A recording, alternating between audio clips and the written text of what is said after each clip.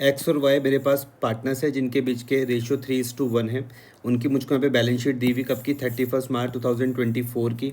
Outstanding expenses है 5,000 rupees, Sentry creditors है 36,000, provision for doubtful debt से 800। कैपिटल यहाँ पे एक्स की दी हुई और वाई की दी हुई कितनी है, 68,000 और 31,000। यहाँ पर मुझको कैश दिया हुआ 7800, सन्ड्री डेटर्स 24,000, स्टॉक है यहाँ पर 5,000, फिक्स्ड असेट्स है मेरे पास 80,000, गुडविल है 8,000 और यहाँ पर प्रॉफिट एंड लॉस है मेरे पास 16,000। यहाँ तक कोई दिक्कत तो नहीं है?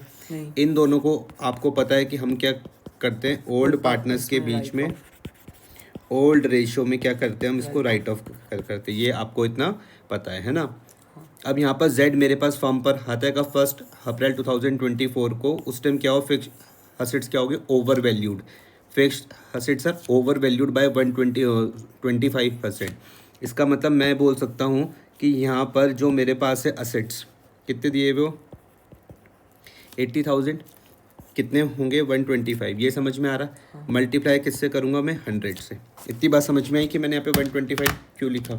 यस सर, क्योंकि 80,000 डिवाइडेड बाय 125, ठीक है। 80,000 डिवाइडेड बाय 125 मल्टीप्लाई बाय 100, तो कितना आ जाएगा सही वैल्यू, 64,000। क्या ये समझ में आया? हाँ। तो मुझको माइनस करने पड़ेगी 6,000 वैल्यू। कोई दिक्कत नहीं। ठीक है। आगे ये पहले वाले पॉइंट में कोई दिक्कत नहीं आएगी आपको। फिर दूसरे वाले में provision for doubtful debt should be remain at 5% on debtors. बोल रहे कि भैया प्रोविजन फॉर डाउटफुल डेट्स कितना बनाना है, 5% डेटर्स का। तो मेरे पास डेटर्स है यहाँ पर 24,000 के, तो 24,000 के 5% कितना हो जाएगा, 1,200 रुपये। क्लियर हो रहा? हाँ सर। पहले से कितना है, 800। तो अब मुझको क्या करना पड़ेगा, 800 से पहले से है कितना, 800, कितना करना है, 1,200 रुपये। समझ में आ गया? तो यहाँ पर मुझको प्रोविज़न अपना बढ़ाना पड़ेगा। इसकी ट्रीटमेंट आपको पता है ना। हाँ। ठीक है। उसके बाद इसकी ट्रीटमेंट क्या हो जाएगी, इसकी आप दिखाओगे जब आप बनाओगे क्या, रिवैल्यूएशन अकाउंट। आप यहाँ पर दिखा दोगे to provision for doubtful debts कितना, 400 रुपये। क्लियर हो गया? और नई वाली बैलेंस शीट पर आप यहाँ पे डेटर्स में से, डेटर्स तो यहाँ पर है ही, आप फुल वैल्यू पर यहाँ पर डेटर शो कर दोगे कितने के, 80,000 के, और यहाँ पर आप प्रोविज़न दिखा दोगे अब 1,200 रुपये। नहीं आया समझ में? पहले क्या थे 800, अब 400 और बढ़ा के क्या हो जाएंगे, 1,200 रुपये। यहाँ पे नए प्रॉफिट एंड लॉस के रेशियो दिए हुए 5:3:2।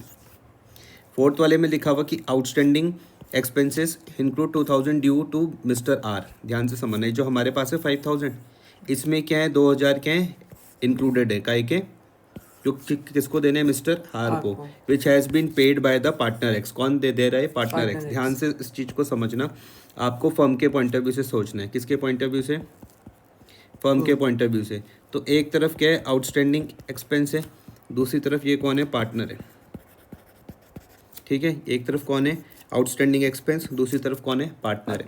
ध्यान से समझना, यहाँ पर कितना है, यहाँ पर आपको दिख रहा है भैया 2,000, कितना दिख रहा है, ये वाली मेरी बात समझ में आ रही। अब ये कौन पे कर रहा है, ये पार्टनर पे कर रहा है। लेकिन फर्म को तो पार्टनर को देना पड़ेगा या नहीं आया समझ में? आ गया। अगर कोई पार्टनर ही लायबिलिटी पे करेगा तो हमको तो पार्टनर्स की कैपिटल क्या करनी पड़ेगी, बढ़ानी पड़ेगी। क्लियर हो गया? और नई वाली बैलेंस शीट से ये मतलब ये 3,000 रुपीज़ के और ये 2,000 रुपीज़ के आउटस्टैंडिंग एक्सपेंसेस गायब हो जाएंगे। और necessary entry to be pass to reimburse the partners X before admitting the new partner. ठीक है, रियम्बर्समेंट मतलब है कि हम उसको पैसा पे कर देंगे, किसको, पार्टनर्स को। ठीक है, यहाँ पर देखो जैसे ये है आपके पास, ये वाली समझ में आई आपको entry, outstanding expense D R to X capital. हाँ। यहाँ पर काय का रूल लगेगा, एल माइनस का, यहाँ पर काय का रूल लगेगा, एल प्लस का। इतने में कोई दिक्कत तो नहीं है, नहीं। पाइप का। ठीक है, आगे हम बढ़ते हैं। ये गुडविल राइट ऑफ की, ये आपको पता है, इसमें कोई दिक्कत नहीं है। क्वेश्चन में आता हूँ मैं, एक मिनट। ये वाला हमने पॉइंट कर लिया। जेड में क्या लिखा हुआ, Z will pay 20,000 as capital and the capital of old partners will be adjusted on the basis of a new partner. देखो ये वाला पॉइंट है जो ध्यान से आपको समझना है, बाकी आप सब कर लोगे। कुछ भी कमी और ज़्यादा होगा तो वो बोले हम कैश लेकर आएंगे, या फिर वो क्या करेगा, विड्रॉन करेगा, कौन, वो ओल्ड पार्टनर।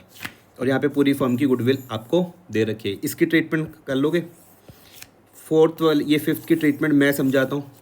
ये आपको पूरी फर्म की गुडविल दे रखी है। हाँ। इसमें आप यहाँ पे जेड का शेयर निकाल दोगे, फिर सेक्रीफाइस रेशियो निकाल दोगे, कोई दिक्कत तो नहीं है। नया वाला पार्टनर गुडविल के लिए पैसे तो नहीं लाया, तो हम उसमें एडजस्टमेंट एंटर डाल देंगे, करंट अकाउंट से, करंट अकाउंट से डाल देंगे, ये कर लोगे। हाँ। अब मान लेते हैं कि आपने यहाँ पर ये बना दिया पार्टनर्स कैपिटल पूरा कंप्लीट, आपने इसको यहाँ पर क्लोज कर दिया। मेरे हिसाब से अब यहाँ तक पहुँच जाओगे। आप ये ओपनिंग बैलेंस लिख सकते हो, आउटस्टैंडिंग एक्सपेंसेस वाला पॉइंट आपको समझ में आ गया, और एक कैपिटल वाले पॉइंट आप सॉल्व कर लोगे। रिवैल्यूएशन का लॉस भी आप बांट दोगे। ये रिवैल्यूएशन वर्किंग नोट पे बना देना। ये गुडविल राइट ऑफ हुआ, ये भी आप समझ गए। ये कैपिटल वाला, ये गुडविल वाला पॉइंट भी आप समझ गए। तो गुडविल की कौन कौन सी है एंट्री, एक तो ये हो जाएगी, ये हो जाएगी, और 4000 ये हो जाएगी। क्लियर हुआ? इतनी बात समझ में आ रही? हाँ सर। पक्का? हाँ। अब जब आप यहाँ पे पहुँच जाओगे, सेम यही कैपिटल आपकी यहाँ पर आ जाएगी, बाय बैलेंस ब्रॉट डाउन। और इस वाली कैपिटल को कैलकुलेट कर पाओगे? ये तो बाय कैरी डाउन रहेगा ना? नहीं, पहले आप सबसे पहले यहाँ पे पहुँचे, यहाँ से फिर अब यहाँ पर पहुँचे। ये समझ में आया? इतने में कोई दिक्कत तो नहीं है यहाँ तक पहुँचने में? अब मैं इसको समझाता हूँ आपको कि ये कहाँ से आया। सुनना ध्यान से, इसको समझाता हूँ कि मैं ये कहाँ से आ रखा है। ठीक है सर?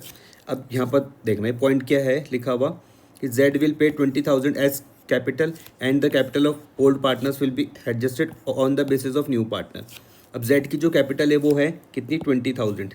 Z की जो कैपिटल है वो है कितनी?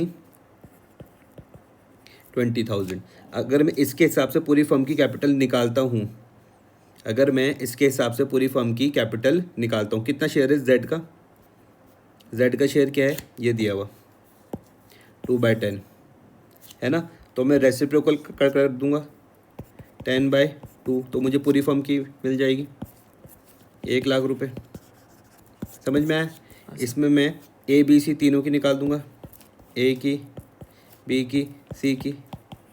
1,00,000 मल्टीप्लाई बाय जो भी उनके न्यू रेशियो होंगे, जैसे 5:3:2 था ना ये। हाँ। 5:3:2, यस सर। तो मल्टीप्लाई बाय 5/10, 3/10, 2/10। 2/10। क्लियर हो गया? Yes sir. तो ये कितनी आ गई? 50,000 30,000 और 20,000। यहाँ तक कोई दिक्कत तो नहीं आपको? नहीं। तो आपको ये समझ में आ जाएगा कि ये 50-30, ये 50-30 और 20 कहाँ से आया। अब इसको कंपेयर इसके साथ करना है, ध्यान से समझना। इसको कंपेयर इसके साथ करना है। दोनों में से बड़ा कौन सा है?